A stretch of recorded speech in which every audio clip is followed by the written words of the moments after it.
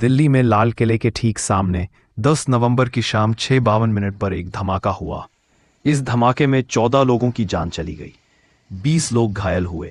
और अब जांच में जो सबसे अहम नई जानकारी सामने आई है वो ये है कि उमर मोहम्मद उर्फ डॉक्टर उमर उन नबी ने ब्लास्ट में इस्तेमाल होने वाला पूरा आईडी लाल किले के पास सुनहरी मस्जिद वाली पार्किंग में बैठकर असेंबल किया था।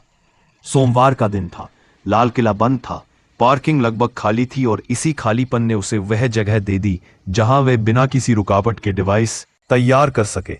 प्लान ए वहीं फेल हुआ और ब्लास्ट की लोकेशन बदलनी पड़ी। कहानी 10 नवंबर की उसी दोपहर से शुरू होती है जब उमर दिल्ली में दाखिल हुआ। इन्वेस्टिगेटर्स ने उसकी पूरे दिन की मूवमेंट को टाइमलाइन की तरह जोड़कर देखा। सुबह से ही उसके फोन पर जो कॉल्स एक्टिव थी वह जांच में सबसे ज्यादा इंपॉर्टेंट मानी जा रही हैं। एजेंसियों के मुताबिक यह कॉल्स उसके हैंडलर्स के साथ थी। उधर से लगातार टारगेट को लेकर बात हो रही थी। जगह कौन सी होगी, टाइमिंग कब तय की जाएगी और उमर किस तरह से मूव करेगा, इन सब पर बातचीत हुई। इसी वजह से उसका रूट भी लगातार बदलता रहा। मयूर विहार से निकलकर वह कनॉट प्लेस पहुंचा और फिर पुरानी दिल्ली की तरफ मुड़ गया। यह रास्ते किसी घूमने फिरने की वजह से नहीं बल्कि कॉल्स के दौरान दिए गए निर्देशों की वजह से बदले जा रहे थे। करीब 3:19 पर सीसीटीवी फुटेज में उसकी कार सुनहरी मस्जिद के पास बने पब्लिक पार्किंग में दाखिल होती है और यही इस जांच का सबसे अहम हिस्सा माना जा रहा है। वीडियो में साफ दिखता है कि इसके बाद 3 घंटे तक उमर कार से बाहर नहीं उतरा। यह बात शुरू से ही इन्वेस्टिगेटर्स के लिए एक बड़ा सवाल थे कि आखिर वह इतनी देर तक कार के अंदर क्या कर रहा था। अब इसका जवाब मिल चुका है। उसने वहीं बैठकर आईईडी असेंबल किया था। पार्किंग सोमवार को खाली थी, कोई ज्यादा आवाजाही नहीं थी। इसी खाली माहौल ने उसे वह स्पेस दी जहां वह बिना किसी शक, बिना किसी रुकावट के 3 घंटे तक कार में बंद होकर डिवाइस तैयार कर सके। इन्वेस्टिगेटर्स के मुताबिक आईडी की वायरिंग से लेकर फ्यूज सेट करने तक का पूरा काम इसी 3 घंटे की विंडो में हुआ। इतना समय उसे इसलिए भी मिला क्योंकि लाल किला सोमवार को बंद होने की वजह से पार्किंग सामान्य दिनों के मुकाबले काफी सुनी थी। अगर पार्किंग भरी होती, लोग आते जाते रहते तो उसके लिए यह सब करना थोड़ा मुश्किल हो सकता था। शाम 6:28 पर वह पार्किंग से बाहर निकलता है और यहाँ कहानी में बड़ा मोड़ आता है। प्लान ए यही था कि ब्लास्ट लाल किले की पार्किंग में किया जाए क्योंकि यह एक सिंबॉलिक जगह है और जिस पर छोटा सा भी हादसा राजनीतिक और सुरक्षा दोनों स्तर पर भारी हो सकता था। लेकिन उमर और उसके हैंडलर्स यह बात मिस कर गए कि सोमवार को लाल किला बंद रहता है, पार्किंग खाली मिलती है, कोई भीड़ नहीं होती, जबकि उसके प्लान में सबसे अहम चीज थी भीड़। इसलिए उमर जैसे ही बाहर निकला, फोन पर दोबारा बातचीत शुरू हुई और वहीं तय किया गया कि ब्लास्ट अब सड़क पर किया जाएगा। चुनी गई लोकेशन थी नेताजी सुभाष मार्ग। एक तरफ लाल किला, दूसरी तरफ चांदनी चौक की तरफ जाने वाला रास्ता। दोनों तरफ लगातार भीड़, हर वक्त ट्रैफिक, यानी वह माहौल जिसे उमर और उसके हैंडलर्स टारगेट कर रहे थे। उसी दौरान उमर पर एक और दबाव बढ़ गया। फरीदाबाद में 1900 किलो विस्फोटक केस के बाद उसके 2 साथी डॉक्टर मुजम्मिल और डॉक्टर शाहीन पकड़े जा चुके थे। यह दोनों उसी नेटवर्क से जुड़े थे।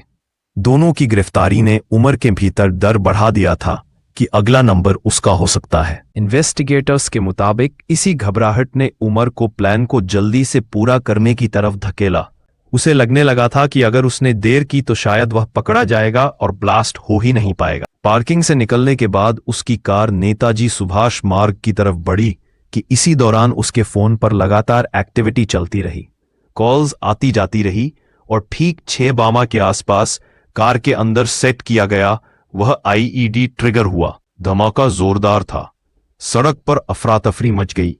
आसपास खड़ी गाड़ियां डैमेज हुई, लोग गिरे पड़े, धुआं उठा और कुछ ही पलों में पूरा इलाका दहशत में आ गया। धमाके के बाद जांच एजेंसियों ने पूरे दिन की टाइमलाइन को टुकड़ों में जोड़कर समझा। 3:19 पर पार्किंग में एंट्री, उसके बाद 3 घंटे तक कार से बाहर ना आना, 6:28 पर पार्किंग छोड़ना, फिर 6:52 पर ब्लास्ट। ये 203 मिनट इस केस की पूरी कहानी को अपने अंदर समेटे हुए हैं।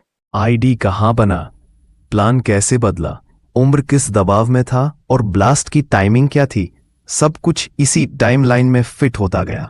जांच टीम को मिले अवशेषों कार के हिस्सों और पार्किंग फुटेज ने इस पूरी कहानी की पुष्टि की। अब इन्वेस्टिगेटर इस बात पर फोकस कर रहे हैं कि उमर जिन हैंडलर्स के संपर्क में था वो कौन थे और पूरे ऑपरेशन में किस तरह के निर्देश उसे दिए जा रहे थे। उधर इस पूरे मामले से चर्चा में आई फरीदाबाद की अल-फलाह यूनिवर्सिटी और उससे जुड़े ट्रस्ट पर जो जांच चल रही है। उसमें अब सबसे बड़ा खुलासा ये हुआ कि पिछले 7 साल में इस संस्थान से फर्जी मान्यता दिखाकर करीब 415 करोड़ की आय दिखाई गई। ईडी ने कोर्ट में दावा किया कि अल-फलाह ने फॉल्स क्लेम के नाम पर यह पूरी रकम कमाई।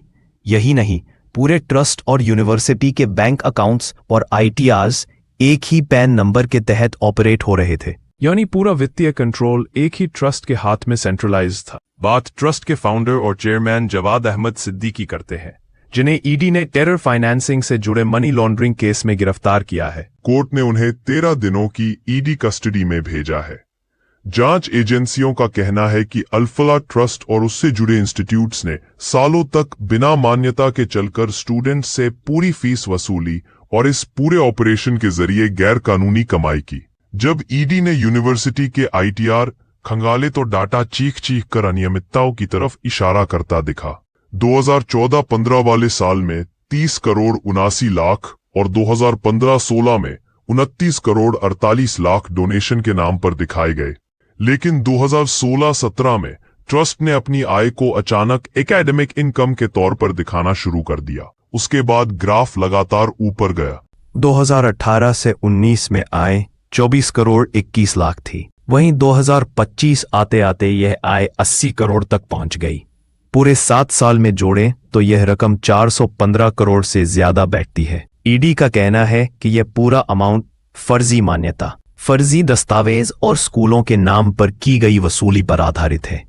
जांच में यह भी सामने आया कि यूनिवर्सिटी ने बिना किसी वैध मान्यता के छात्रों से पूरी फीस ली, यानी स्टूडेंट्स को दाखिला देने से लेकर कोर्स चलाने तक सब कुछ ऐसे दिखाया गया जैसे सब कुछ नियमों के मुताबिक हो। लेकिन जांच में सामने आए डॉक्यूमेंट्स बताते हैं कि मान्यता का दावा ही झूठा था। ईडी ने कोर्ट को बताया कि स्टूडेंट्स का पैसा निजी उपयोग में लगाया गया और इसे पब्लिक को धोखा देने की श्रेणी में रखा गया है। यूनिवर्सिटी के अंदर फाइनेंशियल डिसीजंस कौन लेता था, यह हिस्सा भी जांच में स्पष्ट हुआ। ट्रस्ट के सीएफओ मोहम्मद राजी ने बयान में कहा कि वह सीधे जवाद सिद्दीकी को रिपोर्ट करते थे। सारे बड़े वित्तीय फैसले वही लेते थे, यानी पैसों का पूरा सिस्टम एक ही व्यक्ति के इशारे पर चलता था। बैंक अकाउंट से लेकर खर्च और इनकम सब कुछ उसी एक पेन से जुड़े सिस्टम में कैद था। अल-फलाह यूनिवर्सिटी इस वक्त इसलिए भी जांच के केंद्र में है क्योंकि इसका लिंक उन आरोपियों से जुड़ रहा है जो 10 नवंबर को लाल किले के पास हुए ब्लास्ट के केस में पकड़े गए हैं।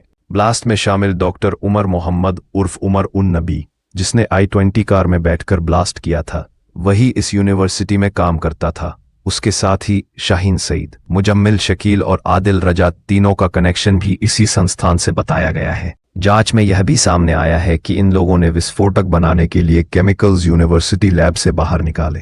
ईडी की जांच में मिले डॉक्यूमेंट्स और अकाउंट स्टेटमेंट से यह पूरी चेन जुड़ती नजर आ रही है। एक तरफ फर्जी मान्यता दिखाकर करोड़ों की कमाई, दूसरी तरफ वही संस्थान कई ऐसे आरोपियों के बीच कॉमन लिंक बनकर सामने आ रहा है जिसे दिल्ली ब्लास्ट केस में पकड़ा गया है। जांच एजेंसी अब यह समझने में जुटी है कि यह लिंक कितना गहरा है और पैसों की यह लाइन किस किस तक पहुंचती है। इसके बाद दूसरा फोन बरामद किया गया। पानी में डूबी होने की वजह से फोन खराब था, लेकिन फोरेंसिक ने कई दिनों की कोशिश के बाद डाटा निकाला। उसी में नबी का यह वीडियो मिला था। वीडियो मिलने से यह कंफर्म हुआ कि नबी पुलवामा आया था, फोन अपने भाई को देकर गया था और वीडियो उसी से पहले शूट हुआ था, यानी ब्लास्ट से कम 1 हफ्ते पहले।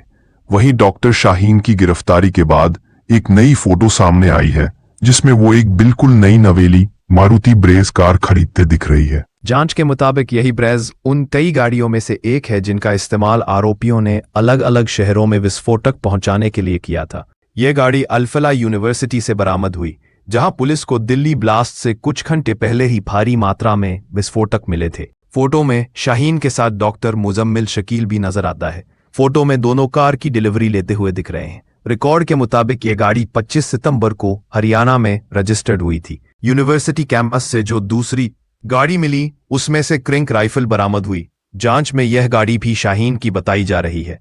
एजेंसियों का मानना है कि शाहीन इस पूरी साजिश में एक अहम किरदार है।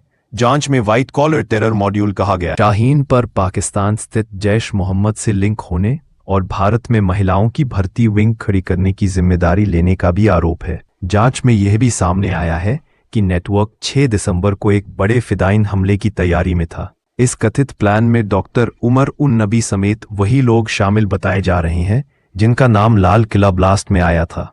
डॉक्टर शाहीन मुजम्मिल और अल-फलाह मेडिकल कॉलेज से जुड़े कई डॉक्टर गिरफ्तार हो चुके हैं और NIA कई राज्यों में पुलिस के साथ मिलकर पूरे नेटवर्क को जोड़ने की कोशिश कर रही है।